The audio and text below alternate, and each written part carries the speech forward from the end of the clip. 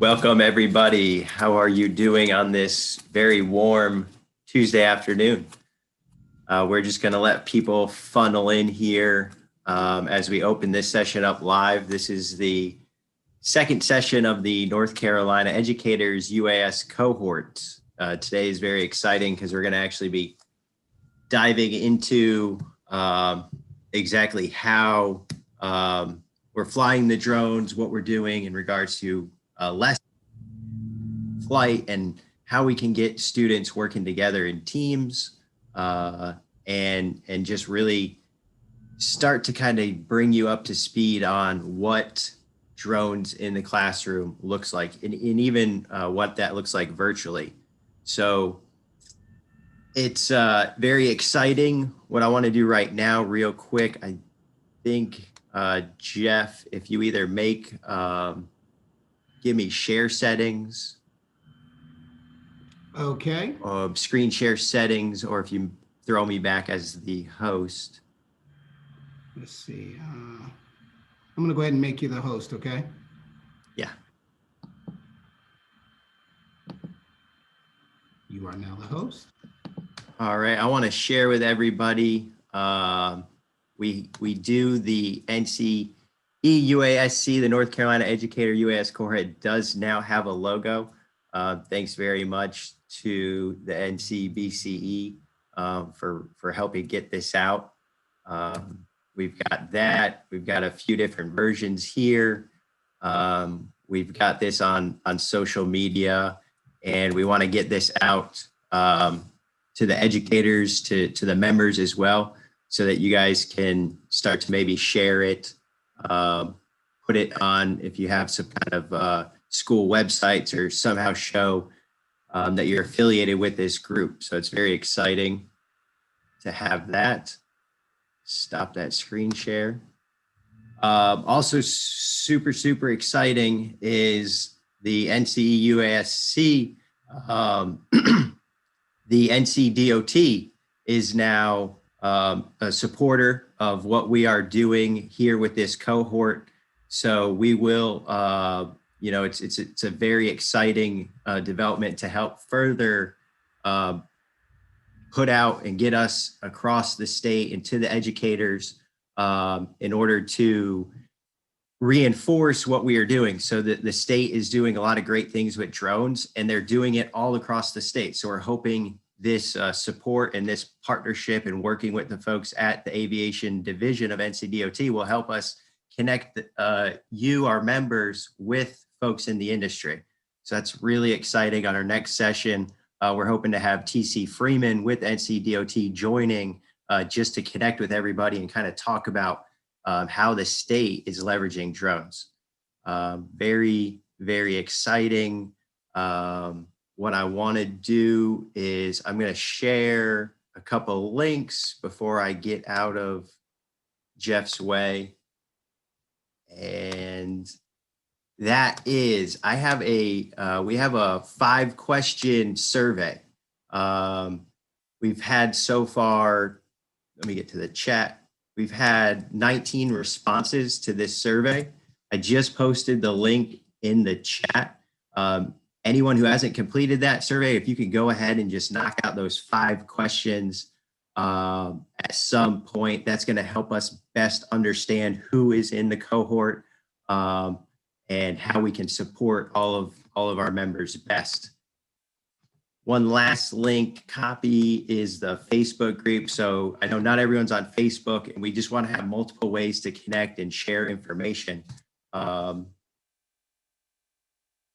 In the chat, Gail, not seeing that link. I'll repost these once Jeff gets going. But there's links to that survey and to the Facebook group. And then last exciting thing for anyone interested, and Jeff can kind of is going to talk more about that, is a competition that we want to do for students, teams of 4 with coaches, cohort members acting as coaches for these teams of 4 to help them do something that shows progress for them, even during COVID and everything that we've been through. We still want to give students across the state the opportunity to participate and really do something positive and and miss everything that's kind of gone on this year. So we'll be putting out more information in regards to that as we move forward. But today, Jeff Epps, STEMERALD City, is going to be just walking us through what does drones in the classroom look like, and giving us an intro to what a competition and what tasks and requirements would potentially look like. So all you, Jeff, just make sure you unmute before you jump in there. All right, thanks, Paul. And if you'll give me host capabilities, we'll go ahead and get started. I hope everybody's having a great Tuesday. I know I am. Any day I wake up on the right side of being in a hole 6 feet deep, it's all uphill from there. That's the way I look at it. Okay, so we're going to dive right into this. So what does it look like when you set this all up in your classroom or your teaching area? Because you might be physically within your building, or you might be working from home, but how do you set this up so that it's engaging and interactive for your students? That's what we're going to cover today. So I'm going to go ahead and switch my camera around, and you should now be seeing the grid that's in my floor. Okay, I call it my grid. It's basically some cones set up with my drone in the middle. And the first thing I want to point out is you really don't have to have this huge area set up. This area here is 7 by 4. Okay, so it's not really a huge area. It's just a grid that's set up to allow the drone to fly and students to code and do measurement and things like that. So this is my basic setup. You could use cones. Sometimes I might use painter's tape or whatever I have available at the time, just to mark off the actual area. So that's the first thing you need. You need a space to set up your grid. And it doesn't need to be a large space. It could be anywhere. I've used a grid as large as 10 by 6. Okay, this one's 7 by 4, but as long as you have your grid set up and then you have your drone, a takeoff place for your drone somewhere here in the middle, you're pretty much good to go. All right, so the next thing is, in terms of hardware, the other thing you're going to need is an external camera. Now I'm using a Microsoft Surface, which is a Windows-based device. It doesn't really matter whether you're using a Windows-based device or a Mac, but I recommend you have that second camera because the camera in my Surface is built in. So I'm going to swing my camera around, and you'll be able to see that I have basically your standard webcam mounted on a tripod. That's what I have. And that's pointing down at the grid, because it's very important that your students are able to see the grid. And it's not an expensive camera. I think this camera maybe ran me $35. It's your standard webcam that you have and that you can get. So I'm going to swing my camera back around here to the front. All right, so those are the basic things you need. Now, there's one other important thing we have to talk about, and this is extremely important, and that is your connections to the network, okay? It's extremely important that you have both a wired and wireless connection in your machine when you're doing these sessions, and here's why. Because the wired connection is going to keep you connected into your online meeting, whether you're using Zoom, whether you're using Google Meet or Cisco WebEx, it really doesn't matter, okay? But you have to stay connected into your meeting. And a wired connection is going to be your best method for that, because when you connect to the drone, you connect to the drone via Wi-Fi. So if you're in a Zoom meeting and then you, or any type of online meeting, and then you connect to that drone via Wi-Fi and it's your only connection, guess what? You just dropped your meeting, okay? And you really don't want that to happen. Now, so for those of you that might be wondering, what in the world is Jeff talking about? This is what you want to do.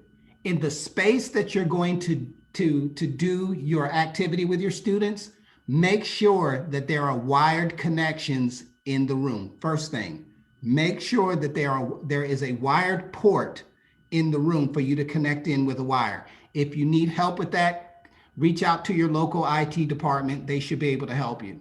Second thing, you're going to need a cable that's long enough to reach that port. And sometimes in terms of proximity, where you need to set up and where the port is, it's not necessarily in the same place. So you might need anywhere from a 15-foot to 25-foot, and in some cases, even a 50-foot network cable, okay? Once again, reach out to your IT department. They should be able to supply you with that, but that's critical. So A, make sure you have a wired connection in the room. Make sure that that connection is enabled, right? And then make sure you have a cable that's long enough to reach it. And with that, you should be able to establish a connection to your online meeting as well as a wireless connection to your drone. Okay, so once we have, and once we have all that squared away, now we're ready to work with students with the Tello drone. So I'm now going to share out my screen.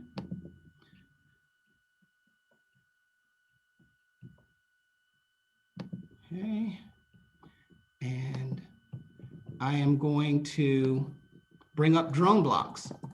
Okay, DroneBlocks, once again, is a free program. And it's an amazing way to engage students with coding, as well as higher order thinking. So I'm also now going to switch over my video to my camera pointed at the grid. So now at this point, you should now be able to see the grid through my video feed, but you can also see my the shared screen that I have with the DroneBlocks application. So now we're ready to teach. So today we have Ms. Morgan Crawford with the North Carolina Committee for Business Education here with us, and we've called her in as a participant today. So Morgan, are you ready? Yes, I am ready and excited. Okay, so Morgan, what I'm going to do now is I'm going to go ahead and turn on the drone. Okay. Okay, so for all my educators in the room, that's part of the process, getting the drone turned on, making sure it has batteries, because remember, your students are remote. So I have the drone turned on, it's sitting in the middle of the floor. I'm going to go ahead and connect the drone to my computer. There it is. And also establish the connection with DroneBlocks. And what we should see is our battery indicator telling me how much battery power I have. So now I'm going to give remote control capability to Morgan. So Morgan, you now have control of my screen. Okay. Well, no, all I see is black. I mean, it says you can control Jeff up screen, but it just shows black. Okay, so let's try this. Sometimes, well, you know, with Zoom, you never know. Let me try to stop the share and start it again. Okay. There we I don't go. know if anybody else could see, and it was just me, but Let's see here. Share. I kept thinking it would pop up. Okay. And now I'm going to give you control. You see it now? I don't. I see just darkness. Does anybody else out there see anything? Yeah, I see the screen right now. You Okay. do? I do. Yeah, mine just says, and I see view option. Let me do original size. View, mine just, I don't know why, but mine just shows, I see that it says you can control it, but there's nothing, it's just all dark for some reason on my end. I don't know why. Not a problem. I'm going to recall control for just a second. stop control. And let's see. Okay, yep, some people are saying, yeah, I see the screen. Okay. Okay. Like I see the green outline, but inside the green outline, it's just pitch black, dark for me. All right, well, let's try this one more time. Now I can see, like now I see the cones and everything in yours, but I don't see the screen. All right, I'm gonna try to share out just the DroneBlock screen. What about now? No, maybe I guess I'm not a good candidate for this. I've already failed. I can't, Yeah. because I can see my name across the top. Like I see, Morgan, and I see you and Vanessa V and Paul, our names, but in my screen, I'm not using, thank you, fellas. I am not using two screens. I'm just on my laptop. Okay. Do you want to try, Jeff, to give me control? Yeah. And then we can also try. Sorry we've got but I Vanessa. guess this is something that could happen in the classroom, right, with a student. So this is something that. Absolutely. Trust me, when you're sending things over a network, you just never know. All right. So Yeah, Paul, I'm helping with the troubleshooting. Yes. Paul, do you have control now? Okay. So Paul. Yes, I do have control. All right. Don't get happy. I mean, y'all got to understand, Paul gets excited when I let him play with the drones. Paul, don't get excited yet. I have an assignment for you. Well, all here, right. How do you want to? Do you want to try to see if we can get Vanessa here? Hold on. Well, 1 second. Okay. Right, Paul, here's what I want you to do. All right. So the grid is I'm going to modify. Well, the grid is 7 by 4. All right. So here is the mission. Now, ladies and gentlemen, those of you that are watching, for all my educators, this is what a mission looks like, okay?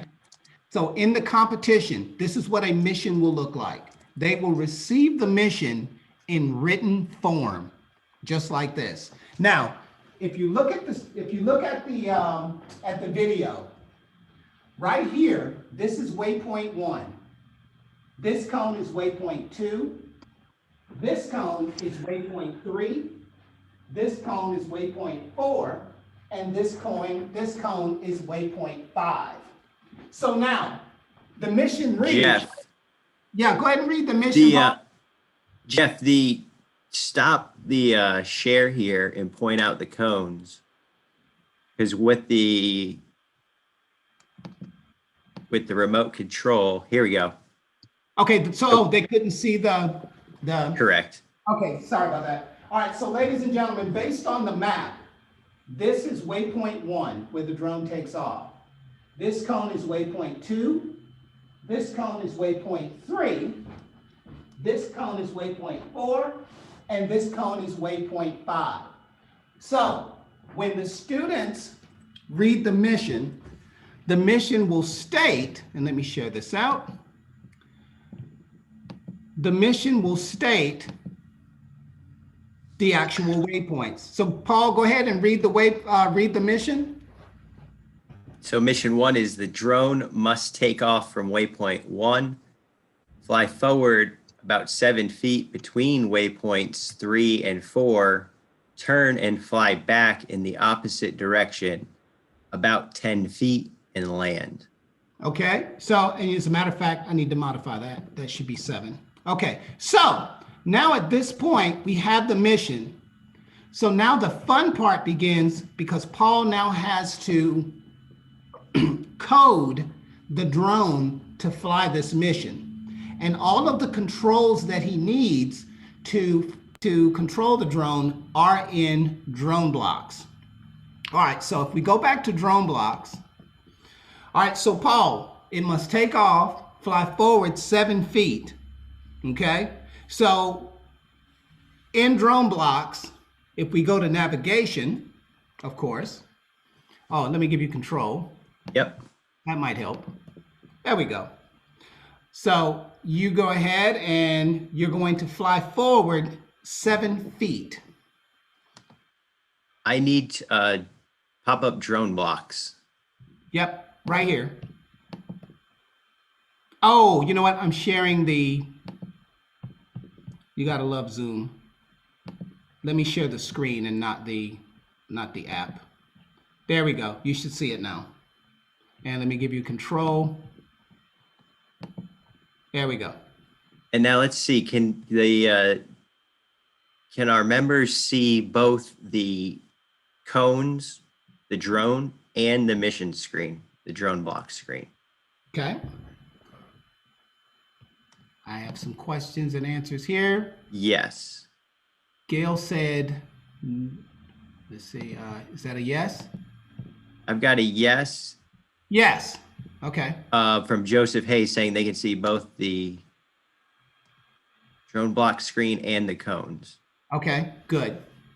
All right, so go ahead, Paul. When no one is talking, so what we need to do is spotlight.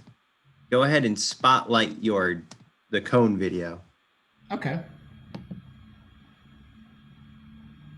I'll go ahead and spotlight for everyone. Done.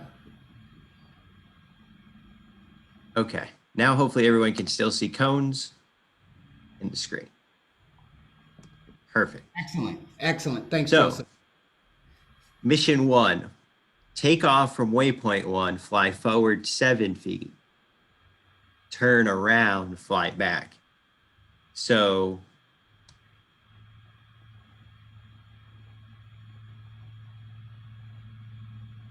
first we would do is we would bring in our takeoff, which we have. Yep. Navigation, because our navigation blocks are going to allow us to give the drone commands. Correct. So we need to go forward 7 feet. That is correct. So we can, you have to convert inches, feet to inches. I was going to say, or we could change our parameters. However, we can only operate in inches or centimeters. So that means that we'll have to make a conversion between 7 feet to inches. That is correct. So let's see, can you bring up the calculator? Wow, Paul. Really? You're in front of a bunch of educators, dude. Don't do this to me. I think. You really don't want to do No. I know this. Stop. I'm a drone pilot. 84. 5 feet is 60 inches. Okay. If we fly forward 84 inches, then we'd be able to get to where we need to go, but now we got to come back. Okay, so now we have to turn around in the opposite direction. So what does that mean? And this is my favorite part about introducing students to DroneBlocks is that we get to introduce students to that spatial of kind of programming, coding drones where it's not turn right, turn left. We either yaw right or we yaw left. And I think that terminology is common in some other places, even outside of aviation.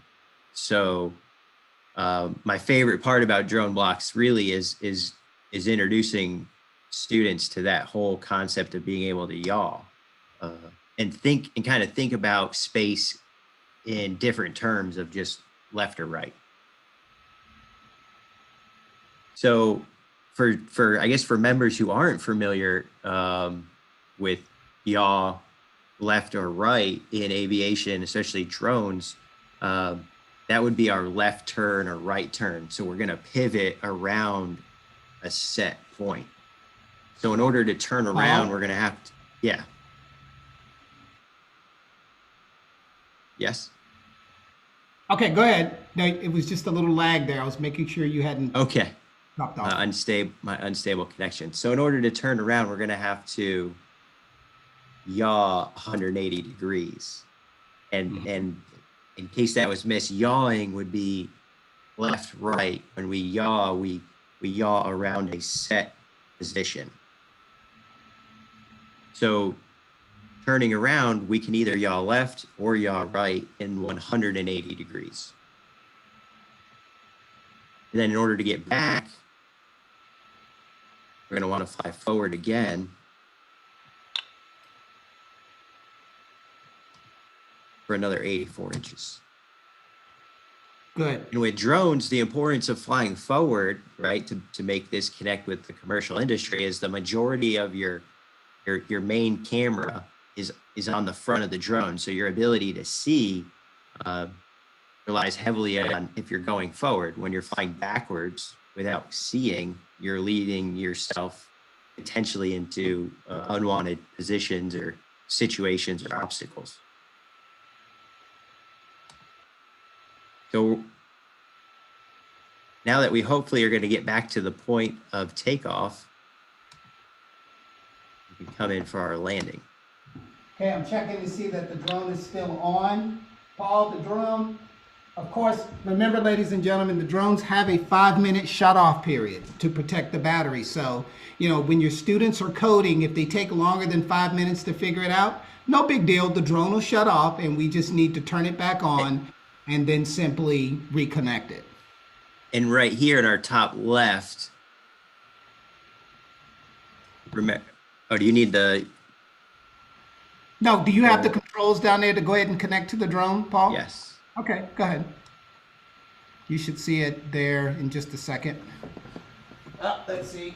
There it is. Okay, there you go. And if you look in the top left,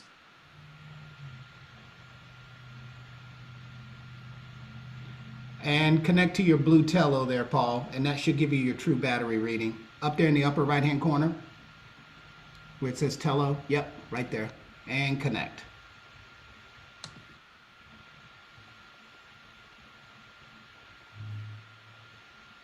Okay, and now we should be connected, and you should be able to launch your mission now.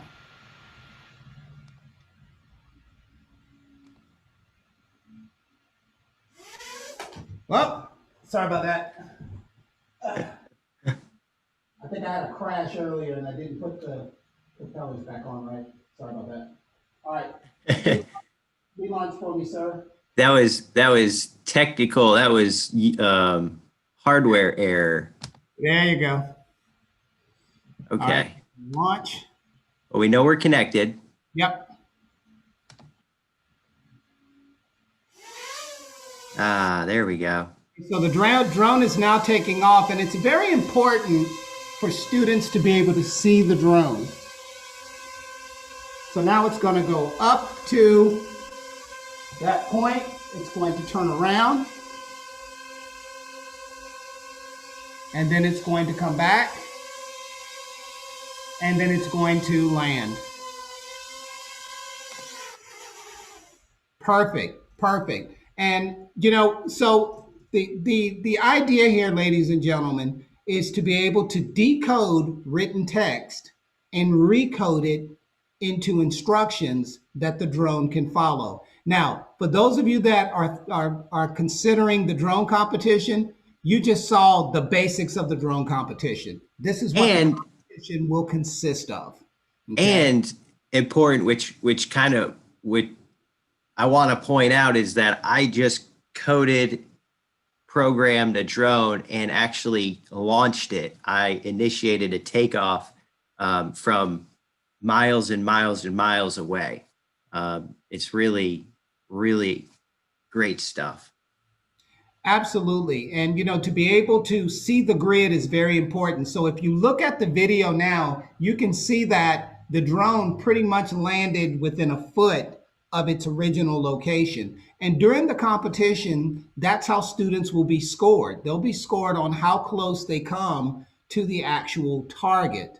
And, you know, so, you know, the competition itself is based around this concept. We will give the students a grid.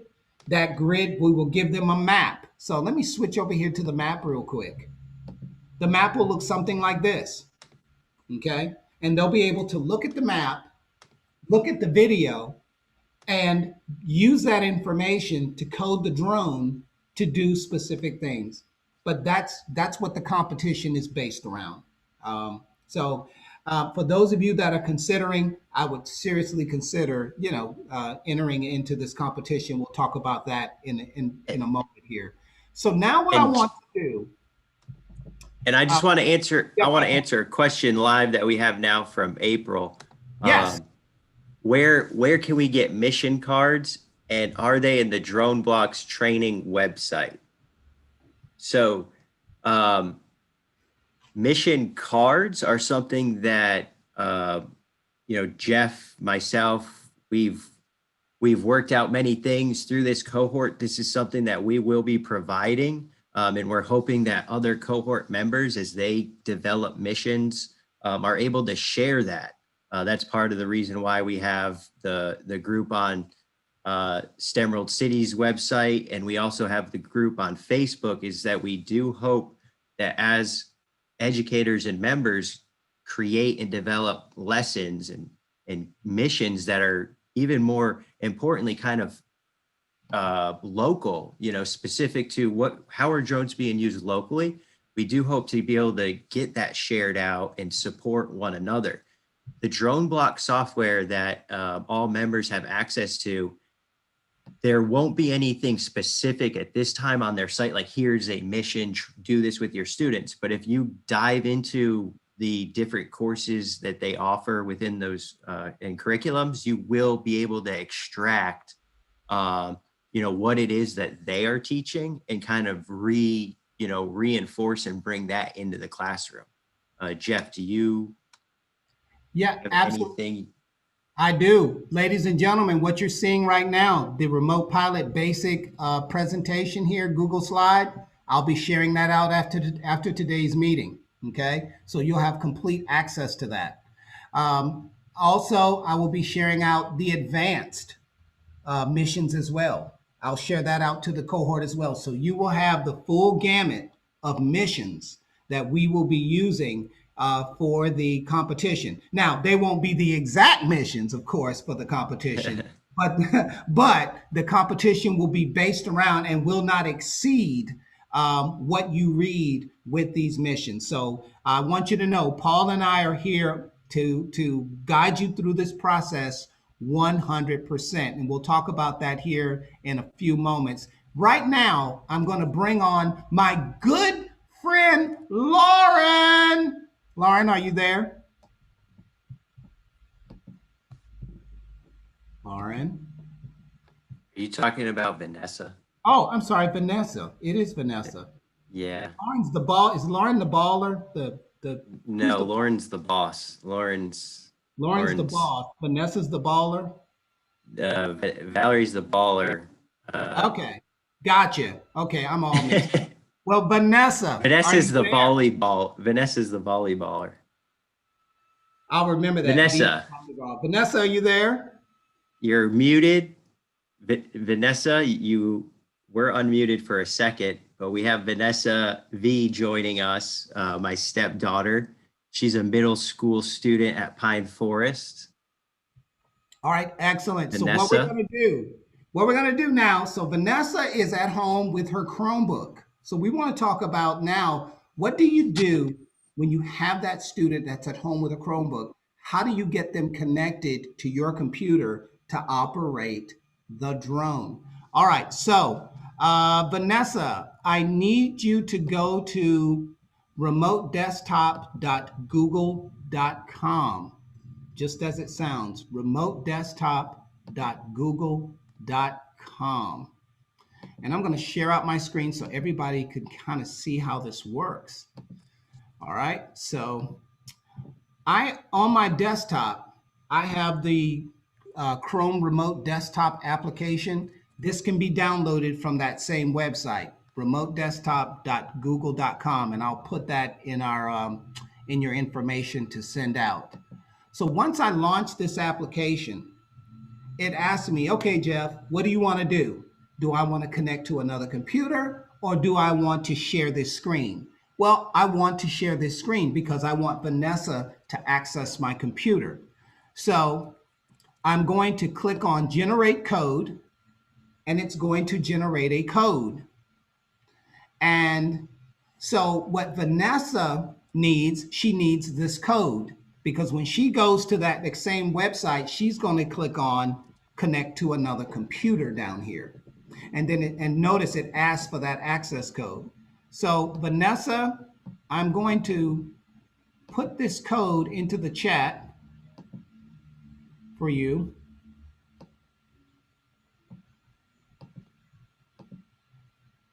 Let's see here. I'm going to send this to Vanessa.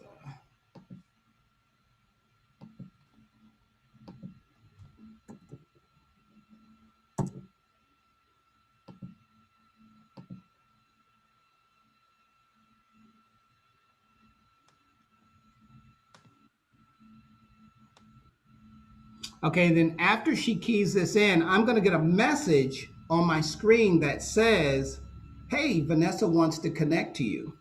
So there we go. It says, would you like to allow Vanessa, blah, blah, blah, blah, at student.k12ncus to control your computer? Absolutely. So I'm now sharing my desktop with Vanessa, and I'm going to go ahead and put up the DroneBlocks screen. So Vanessa is now controlling my screen. So Vanessa, here's what I'd like for you to do. I would like for you to program the drone. Go ahead and get rid of this code I have. The previous guy that wrote this code, I don't know about him. So go ahead and delete it. There you go. Yeah, drag it to the trash. There you go. All right, now grab me a takeoff. And I'd like for you to program the drone to take off and flip forward, then flip backwards, then land. So I'm going to go ahead and set the drone in the middle of the floor. And I'm going to go ahead and turn it on. Okay, and if you look under navigation, you should, oh, I'm sorry, no, flip. Under flip, Vanessa. Yep. Give me a flip forward and a flip backwards. But ladies and gentlemen, as you can see, she's using a Chromebook. Okay. And she's able to actually code the drone from her location. And give me a land, Vanessa. Perfect. Jeff, I don't think it's actually Vanessa though. You're gonna have to get her to give you a verbal hello. Don't hate, Paul. Paul, hating is not a good thing, especially on a middle schooler. Really, dude? A middle schooler? Okay, so let's go ahead, Vanessa. We need to connect to the drone. Do you remember how to do that in the bottom corner with the network icon over here in the bottom right? Right there. Yep, right there.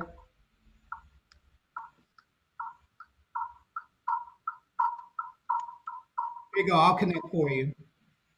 I'll connect it for you. There we go. Let's see. Where's my drone? There it is. Okay. And of course, we'll connect to the Tello. All right, so we should be connected. Go ahead now, Vanessa, and launch your mission.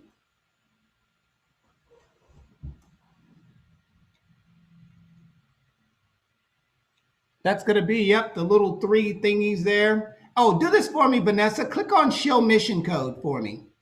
Oh, you know what? You've got my screen, don't you? Let me move these annoying pictures out of your way. She's got it. We've got the DroneBlocks up. Got it. Okay. Yep, and do me a show mission code. So ladies and gentlemen, what you're seeing now is the actual JavaScript code that makes this happen. This is important because you want students to see the correlation between writing the code and actually dragging the code with blocks. Launch when ready, Vanessa. Okay, and we're going to launch mission. The drone launches. See if we can get a flip forward. Can we get a flip? There we go. Whoa. Me and my propellers. Okay. That happens. This particular drone has seen a lot of things in its time. Okay, give me 1 second.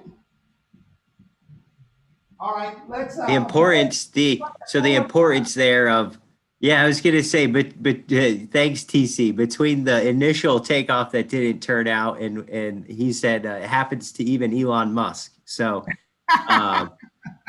pre-flight, pushing those propellers on, making sure they're in there. And then you guys, members here, you also see how this drone can flip and, have that hard landing, and you can power it right back up and just get right back to working with it.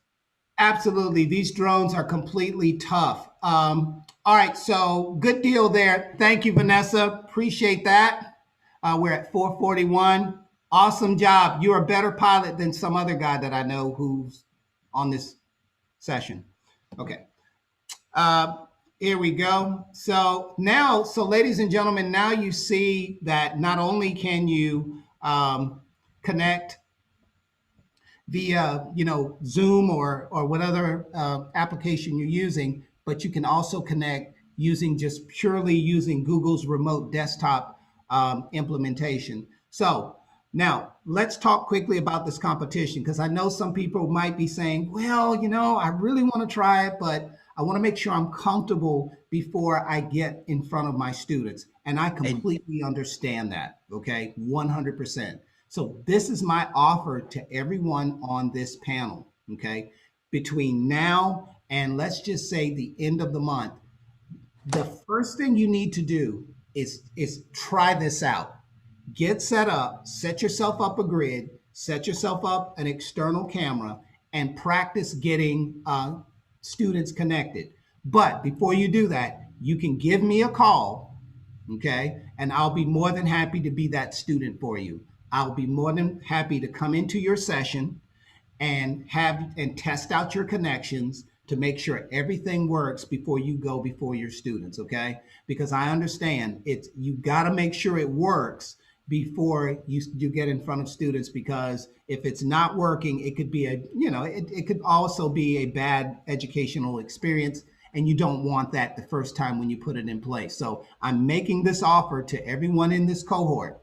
If you want to give me a call, we can set that time up. Just email me ahead of time. We'll get a time set up. I will come in, me and or Paul, and we'll help you. We'll give you a hand, make sure that everything is set up right. We'll test your connections, let you try a few missions with us so that you get the hang of it. Now, as far as the competition, we're looking at holding the competition somewhere toward the end of April or the beginning of May. We're not sure yet because we have to get some concrete answers about testing, okay? We know that May is testing time, and we don't want to interfere with that, with students and teachers getting prepared for testing. But the basic competition is going to consist of what you have here, and we're going to share the missions out with you. Now, there's one final thing I want to say about that, and that is the reason why you should consider doing this competition. Hey, Jeff, you want to just stop the screen share just so you can get oh, yeah. Yeah, there we go.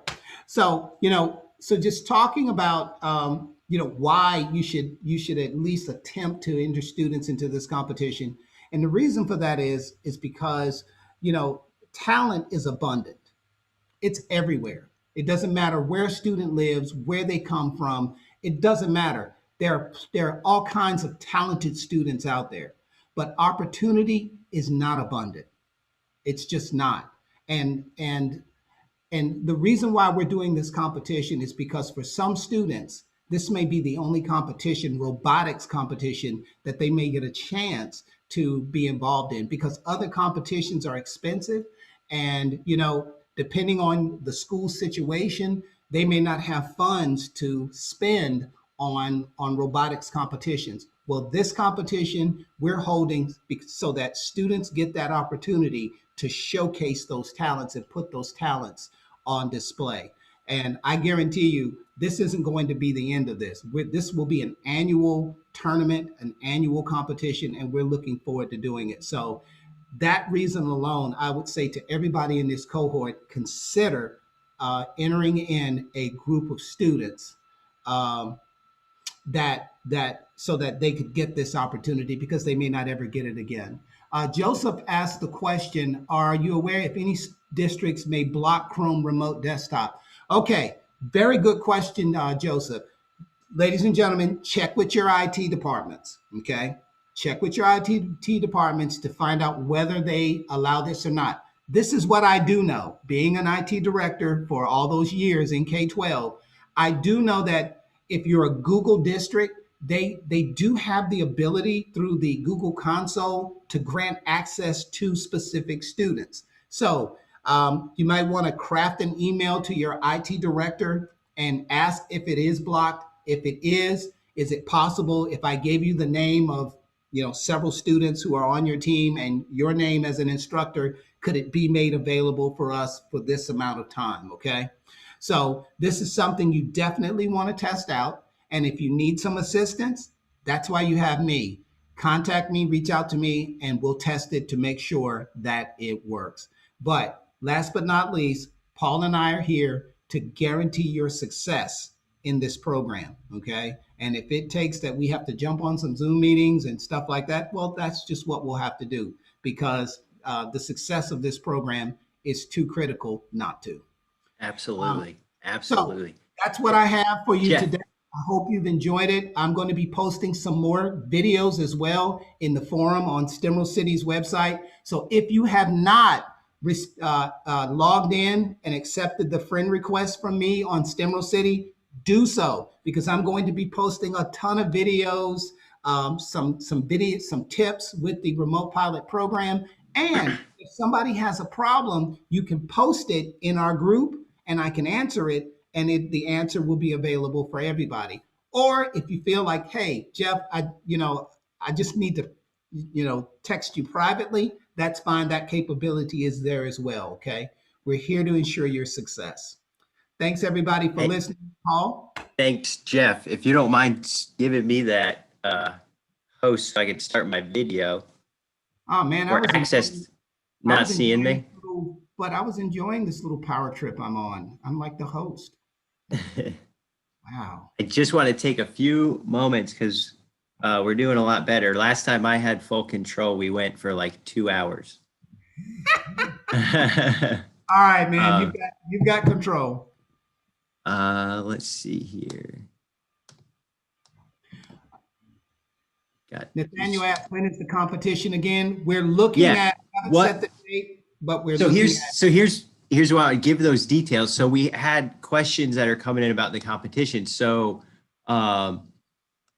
it's going to be a remote competition. Mm-hmm. So and here's, I'm sharing this link again in the chat for folks to complete. One of the questions is, are you interested in a competition? If the biggest thing is for us to know who wants to participate so we can determine when is testing for this school, when is their availability. But what we're looking at is teams of 4. The competition will consist of 4 missions, and that will take place over 1 hour. So teams will compete individually through a virtual meeting like what we just did here. The students will get the missions. They will rotate through positions: remote pilot, visual observer, mission planner, and coder. So we will actually have each student complete different, each mission within a different position. Teams of 4 students. If you're able to get your students in person, because that's a small group and maybe you can social distance and you can meet and connect with those students, that's something that would be awesome. And I think it depends on what part of the state you're in, if you're allowed to do something like that. If at some point it does get back in, school does get back in person, then we would highly encourage that the competing team is together in one location in order to work together. We currently have an interest by 7 middle schools, so 7 members that are related with middle schools, and we want to break it down. So we'll have a middle school competition and we will have a high school competition. So we won't have this just mass. We have elementary, middle, and high school cohort members. Right now with elementary, we're just kind of holding off a little bit because of the virtual side of it. This is our first year. We want to start out and go bigger. If we get interest, because I just saw Jeff go like this, if we have interest from elementary members that are interested in competition, we will certainly provide that opportunity, knowing that we have people that want and need that support. We are working with the NCBCE and some of the other supporters of the cohort to enable prizes. So competing teams at all levels and all students who participate will receive, you know, a recognition for their, you know, their efforts in helping integrate drones and being a part of the very first sort of competition like this. So I want to look I think I answered those three questions. As far as times, there's not any official date because this is a virtual competition. We are going to work and coordinate with all participating schools in order to get scheduled them depending on what testing looks like or what availability is in order to get all teams through competition. Again, this is early. We want to know who's interested, and we will be putting out much more information, and we will be providing all the support that is needed in order to help get a team involved. Sravinas, I probably pronounced that wrong, has a question. Sorry. Hello. Yes. Do you have a question? How do you say your name? How could we incorporating education through the drone? My biggest concern was what is the benefit? See, I work with the special needs children. And what is the? Yes, he said, what is the basically what's the benefit of coding with the drone? Is that your question, sir? Yes, sir. All right, excellent. And let me ask you something. Are your children on the spectrum? Yes, sir. All right, excellent. And this is the reason why I asked this question, because I work with a lot of kids who are on the spectrum. And this is what we find. Children who are on the spectrum code very well, okay? And this activity is a spatial thinking activity which caters to children on the spectrum. I have several students here privately here at STEMERALD City who are on the spectrum. And I mean, these kids really rock at doing this activity. And the coding, it's going to sharpen their ability to read and comprehend based on what they see. So it's really going to help sharpen those skills. Great activity. We'll try.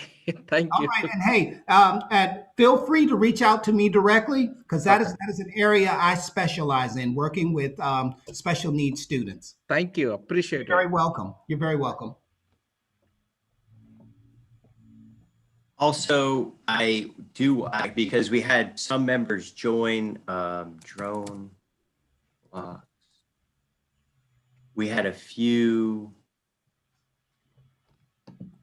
as we develop. So here's the link for DroneBlocks, because I know we just got the second half of our cohort members introduced or set up into the network. That doesn't show up as a link. But all of our members, just wrapping things up here, all of our cohort members now have access to the DroneBlocks online curriculum. So if you visit learn.droneblocks.io, you can sign up or sign in to your account with DroneBlocks using the email address that you provided when you completed the form to become a member of the cohort. So that was the link provided by the NCBCE that Morgan might have sent out. And that email that you provided is the email that was used for your DroneBlocks count. Your password would be DroneBlocks 2021. So use the email that you used to join the cohort and use the password DroneBlocks 2021 to access your DroneBlocks curriculum, your DroneBlocks membership and curriculum.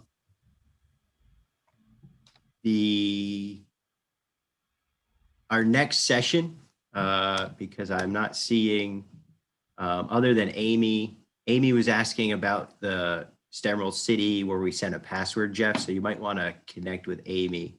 Okay. Or Amy, if you're still on, you might want to just reach out to Jeff if Jeff drops his email in the chat. Our next session, our next NCE UASC session will be on March, let me get this absolutely correct, March 9th. So it's going to be the second Tuesday again in March. It'll be March 9th at 4 p.m. That session will be recorded in case you can't make it. This session has been recorded and will be made available in case you do want to follow up and go back over any of the things that were provided. Just be on the lookout for emails and some content in regards to missions. And as Jeff said, we'll be sharing the remote pilot basic to help get things started with you and with your students. If you have any questions, Nathan asked, currently just the way things are working out with scheduling and to be kind of consistent, we're doing Tuesday sessions just for now. If things will change up, it's possible.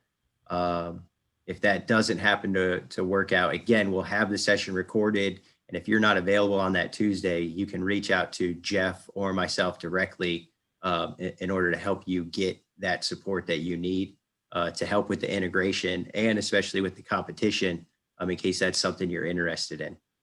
So next Tuesday, please complete the survey so that we know who is interested and wants to participate in the tournament, because we're going to start reaching out to all those folks in order to figure out what times are good. We're going to have industry experts joining the competition as judges to help, connect with the students and share and help them understand crew resource management and things like that. So it's going to be very exciting. We're really thankful to have this opportunity to be able to support not just educators, but educators that want to also do something as neat and exciting as drone and aviation technology. So it's I'm just so appreciative of everybody's time and attention for joining and taking that step to help provide your students with that advanced technology education and connection. So thank you, everybody. Jeff,